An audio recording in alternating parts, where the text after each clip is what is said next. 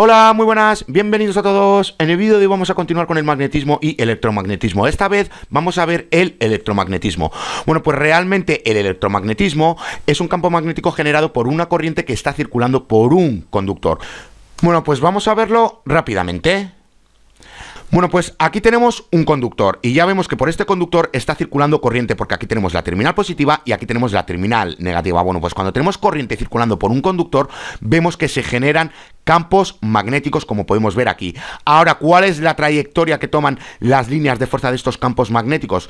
Bueno, pues ya vemos que es circular concéntrica, es decir, se generan unos círculos alrededor del conductor.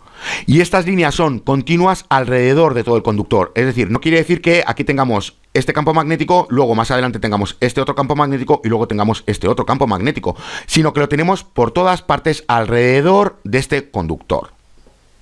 Dos cosas a comentar de este campo magnético. Bueno, pues ya vemos que no tienen polos norte y sur, porque ya vemos que la trayectoria que están tomando las líneas de fuerza es circular. Entonces, como digo, ya vemos que no tienen polos norte y sur. ¿Y qué más podemos decir de las líneas de fuerza de este campo magnético? Bueno, pues ya vemos que puede tomar dos direcciones. Aquí estamos usando la dirección convencional de la corriente que sale de la terminal positiva. Bueno, pues ya vemos que el campo magnético que se genera por esta corriente que está circulando por este conductor, ya vemos que las líneas de fuerza están tomando esta dirección, el sentido de las manecillas del reloj. Ahora, ¿qué pasa si invertimos la corriente? Bueno, pues que ahora la trayectoria de estas líneas de fuerza va a ser la contraria al sentido de las manecillas del reloj. Bueno, pues para saber cuál es la dirección de las líneas de fuerza, bueno, pues tenemos una regla que vamos a ver ahora enseguida, que es la regla de la mano derecha. Ahora, ¿cómo podemos comprobar nosotros realmente que se genera este campo magnético y que las líneas de fuerza están tomando esta trayectoria circular? Bueno, pues lo podemos comprobar de varias maneras. Aquí tenemos un papel y en este papel tenemos unas limaduras de hierro, como podemos ver. Bueno, pues estas limaduras de hierro están colocadas al azar. Ahora bien, cuando colocamos un conductor atravesando este papel de forma perpendicular y este conductor tiene una corriente circulando por él, bueno, pues vamos a ver que las limaduras de hierro se van a ir colocando en la trayectoria de las líneas de fuerza y ya vemos que van a ir generando círculos. Bueno, pues aquí tenemos el campo magnético que se genera por una corriente que está circulando por un conductor. Y también lo podemos ver con una brújula. Bueno, pues si nosotros colocamos una brújula cerca de un campo magnético, bueno, pues la brújula nos va a indicar dónde está el norte. Y ya vemos que está el norte aquí. Bueno, pues está apuntando hacia la misma dirección que tiene la trayectoria de las líneas de fuerza de este campo magnético en concreto. Si se invierte ahora la dirección de la corriente, bueno, pues las líneas de fuerza van a tener el sentido contrario a las manecillas del reloj. Y la brújula nos va a apuntar el norte hacia esa dirección, hacia el lado contrario que está apuntando ahora. Entonces, en definitiva, la brújula va a apuntar hacia la dirección que están tomando las líneas de fuerza. Ahora, ¿cómo saber cuál es la dirección real de estas líneas de fuerza? Bueno, pues para eso tenemos una regla, y es la regla de la mano derecha, como podemos ver aquí. ¿Qué podemos ver aquí? Bueno, pues imaginemos que aquí tenemos este conductor y que lo estamos sujetando con la mano derecha. Bueno, pues tenemos que colocar el pulgar hacia la dirección de la corriente. Y luego estos dedos que nos van a quedar de una forma, bueno, pues si los cerramos hacia la palma, bueno, pues la dirección que tenemos cerrando los dedos hacia la palma es la dirección que tienen las líneas de fuerza, como podemos ver. Es decir, nosotros imaginamos que sujetamos este conductor y apuntamos con el pulgar hacia la dirección de la corriente. Bueno, pues estos dedos nos van a quedar de una manera. Si los cerramos hacia la palma, bueno, pues la dirección de ese cierre de dedos es la dirección que tienen las líneas de fuerza. ¿Qué pasa si ahora la dirección es al revés, es hacia abajo? Bueno, pues que ahora el pulgar tiene que quedar hacia abajo y los dedos nos van a quedar de una manera que al cerrar esos dedos hacia la palma, bueno, pues ahora van a tomar la dirección contraria. Bueno, pues esa es la regla de la mano derecha. Bueno, pues nosotros nos tenemos que imaginar que sujetamos este conductor con esta mano derecha y el pulgar tiene que quedar hacia la dirección de la corriente. Bueno, pues los dedos nos van a quedar de una manera, como digo, y cuando cerremos estos dedos hacia la palma, cuando cerremos la mano, en definitiva, bueno, pues la dirección de cierre de la mano es la dirección de las líneas de fuerza. Bueno, pues vamos a hablar ahora de unas propiedades electromagnéticas que las necesitamos para los circuitos magnéticos. Vamos a ver la permeabilidad y la reluctancia. Bueno, pues vamos a empezar por la permeabilidad. Nos dice lo siguiente. La facilidad con que un campo magnético puede ser establecido en un material dado se mide mediante la permeabilidad de dicho material. Mientras más alta es la permeabilidad, más fácil se puede establecer el campo magnético. Bueno, pues ¿qué quiere decir todo esto? Recordar que en el vídeo anterior nosotros vimos que cuando acercábamos un imán a un trozo de hierro, bueno, pues ya sabemos que ese trozo de hierro se convertía en un imán. Y eso es porque realmente se está estableciendo aquí un campo magnético. Y eso es gracias a la permeabilidad. Cuanta más alta sea la permeabilidad, bueno, pues más fácil es de establecer ese campo magnético en este material en concreto. Bueno, pues eso es la permeabilidad, la facilidad con que un campo magnético se puede establecer en un material dado. Y ya vemos que este es su símbolo, que es la letra griega mu. Bueno, pues también tenemos la permeabilidad de un vacío, y es la siguiente, ya vemos que es 4 por pi por 10 elevado a la menos 7. Esto es 10 elevado a la menos 7 y no es 10 menos 7. Lo que pasa es que se me ha olvidado colocar aquí elevado a la menos 7. Ya vemos que las unidades son Weber entre AT por M. Bueno, pues como vemos aquí, Webers entre amperios vuelta por metro. ¿Qué es esto de amperios vuelta? Bueno, pues eso lo vamos a acabar de entender ahora enseguida, pero deciros que nosotros aquí tenemos un material magnético y nosotros le colocamos alrededor un conductor que está formando unas vueltas, como digo, alrededor de este material magnético.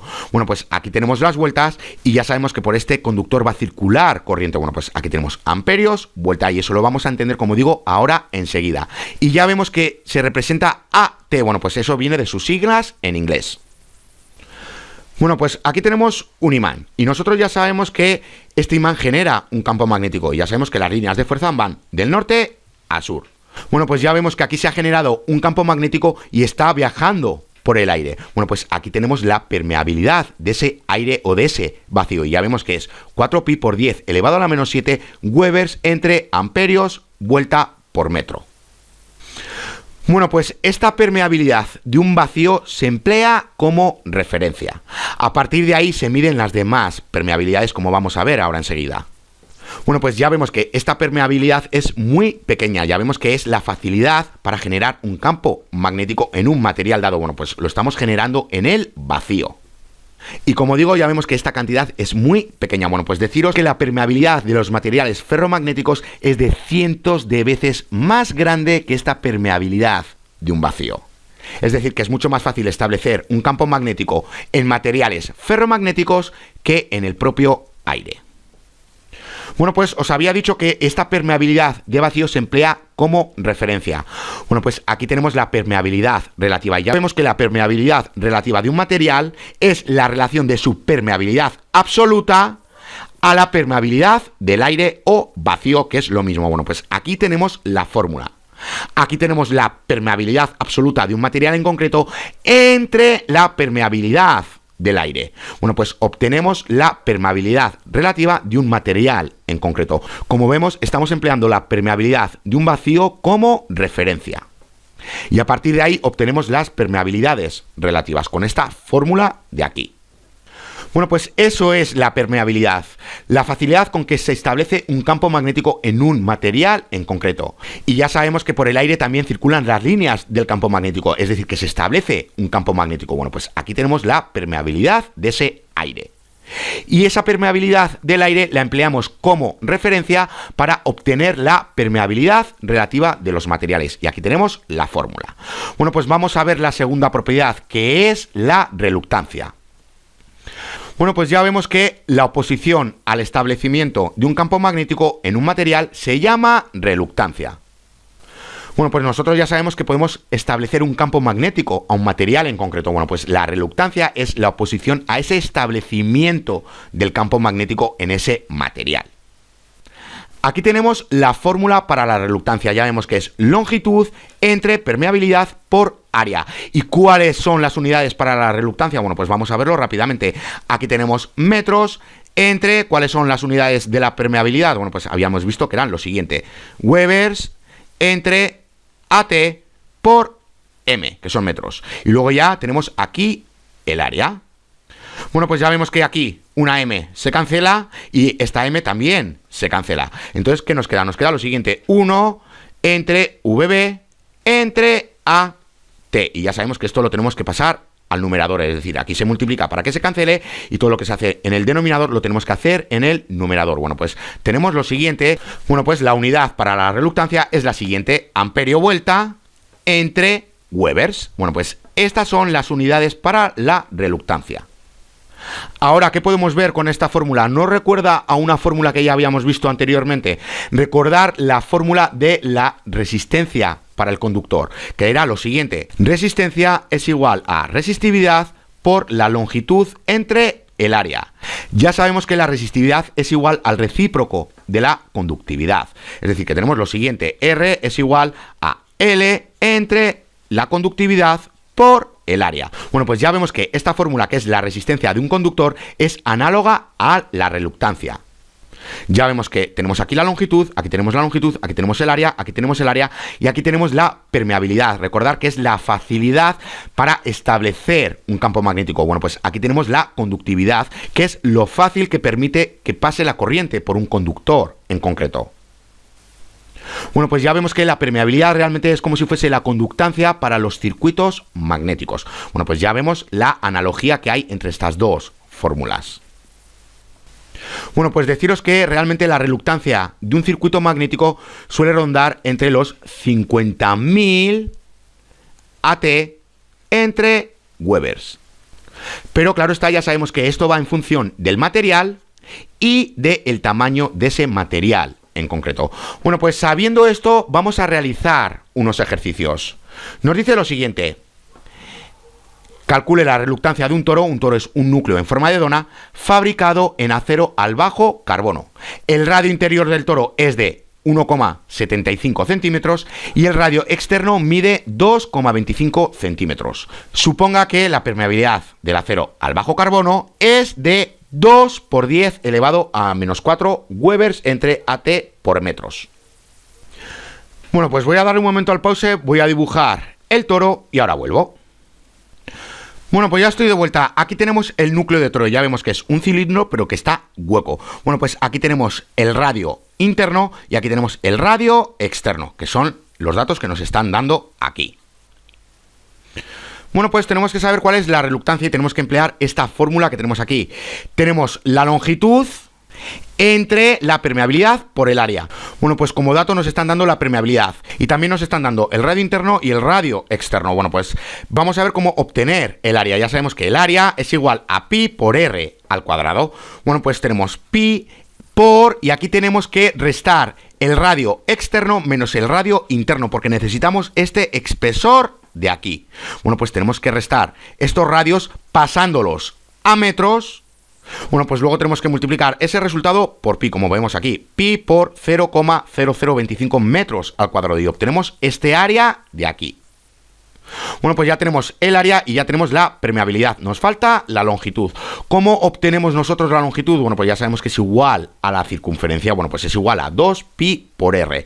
Ahora, ¿cuál es el radio que tenemos que emplear? Aquí teníamos que emplear el espesor, recordar. Bueno, pues ahora tenemos que emplear el promedio de estos dos radios. ¿Y cómo se obtiene el promedio? Bueno, pues tenemos que sumar los dos radios pasados a metros y luego dividirlo entre dos, porque son dos radios los que tenemos. Bueno, pues 2pi por el promedio, que es igual a 2pi por 0,020 metros, es igual a 0,125 metros. Esta es la longitud que tenemos aquí, es decir, la circunferencia. Bueno, pues ahora simplemente tenemos que sustituir los valores.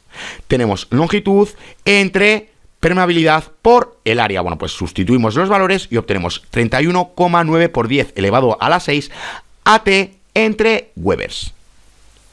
Bueno, pues rápidamente, ¿qué es lo que hemos hecho? Aquí tenemos la fórmula que tenemos que emplear y tenemos que saber cuál es la longitud y cuál es el área, porque ya tenemos la permeabilidad.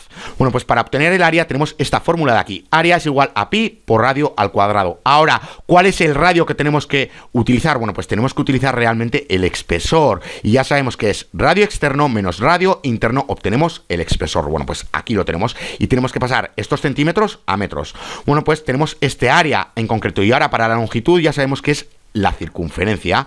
Bueno, pues aquí tenemos circunferencia es igual a 2pi por r. Ahora, ¿cuál es el radio que tenemos que utilizar realmente? Bueno, pues tenemos que utilizar el promedio, porque tenemos el interior y tenemos el exterior. Entonces tenemos que emplear el promedio y eso se hace sumando los dos radios entre 2, porque tenemos dos radios. Y recordar que lo tenemos que pasar a metros. Los centímetros los tenemos que pasar a metros. Bueno, pues obtenemos 0,125 metros. Bueno, pues ya tenemos la longitud, ya tenemos el área y ya tenemos la permeabilidad. Simplemente se sustituyen los valores en esta fórmula y se obtiene esto de aquí. Bueno, pues vamos a realizar otro ejercicio. Nos dice lo siguiente, nos dice la permeabilidad relativa del acero suave es de 800. Calcule la reluctancia del núcleo de acero suave de 10 centímetros de longitud y 1 centímetro por 1,2 centímetros de sección transversal.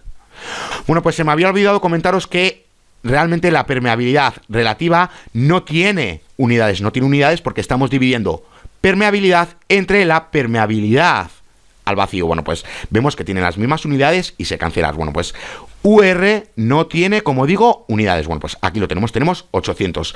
Ahora tenemos que calcular cuál es la reluctancia de este núcleo de acero suave cuando tenemos esta longitud y tenemos este área.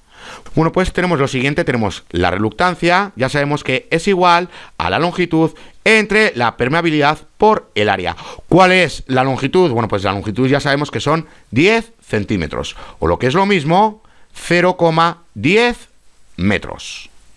Ahora, ¿cuál es el área? Bueno, pues el área ya sabemos que tenemos lo siguiente, y esto lo tenemos que pasar a metros. Tenemos que multiplicar esto por esto, y como digo, lo tenemos que pasar a metros. Bueno, pues tenemos lo siguiente, tenemos 0,010 metros por, esto es un por, como digo, por 0, lo voy a poner mejor, por 0,012 metros. Bueno, pues esto es igual a 1,2 por 10 elevado a la menos 4 metros cuadrados.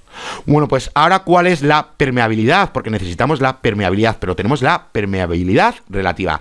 Bueno, pues ya sabemos que tenemos lo siguiente, la permeabilidad relativa es igual a la permeabilidad entre la permeabilidad al vacío. Bueno, pues tenemos que obtener la permeabilidad y ya tenemos la permeabilidad relativa y tenemos la permeabilidad al vacío. Nos falta la permeabilidad relativa. Bueno, pues ya sabemos que tenemos que despejar para la permeabilidad relativa y tenemos lo siguiente, tenemos que multiplicar por la permeabilidad al vacío y todo lo que hacemos en este lado lo tenemos que hacer en el otro lado. Bueno, pues tenemos lo siguiente, tenemos la permeabilidad es igual a la permeabilidad relativa por la permeabilidad al vacío. Bueno, pues vamos a sustituir los valores. Tenemos lo siguiente, tenemos la permeabilidad es igual a 800 por, ¿y cuál era la permeabilidad al vacío? Bueno, pues era 4pi por 10 elevado a la menos 7. Y luego ya las unidades correspondientes. Weber entre AT por metro. Bueno, pues la permeabilidad es igual a 1 por 10 elevado a la menos 3 Webers entre AT por M.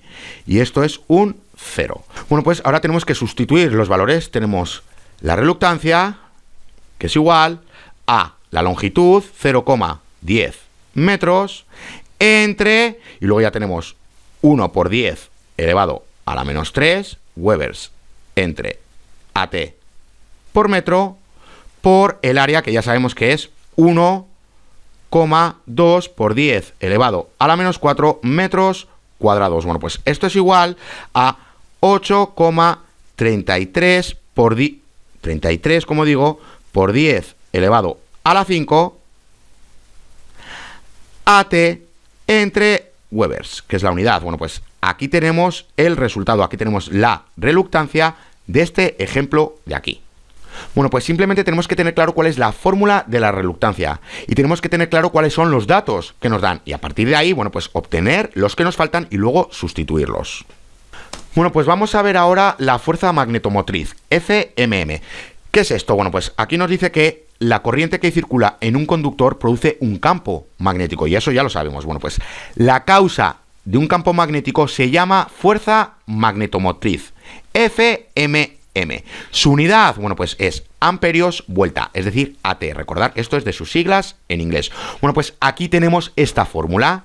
Ya sabemos que la fuerza magnetomotriz es igual al número de vueltas multiplicado por la corriente. De ahí que os había dicho que íbamos a entender lo de amperios vuelta. Bueno, pues aquí tenemos el número de vueltas que tiene un conductor cuando lo enrollamos a un material magnético multiplicado por la corriente que está circulando por ese conductor en concreto.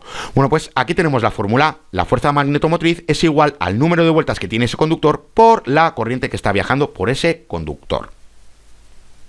Bueno, pues ya vemos que la corriente que circula por un conductor produce un campo magnético. Bueno, pues la causa de ese campo magnético se llama fuerza magnetomotriz, es decir, FMM. Y aquí, como digo, tenemos la fórmula. Y para que se termine de entender, bueno, pues aquí tenemos un ejemplo.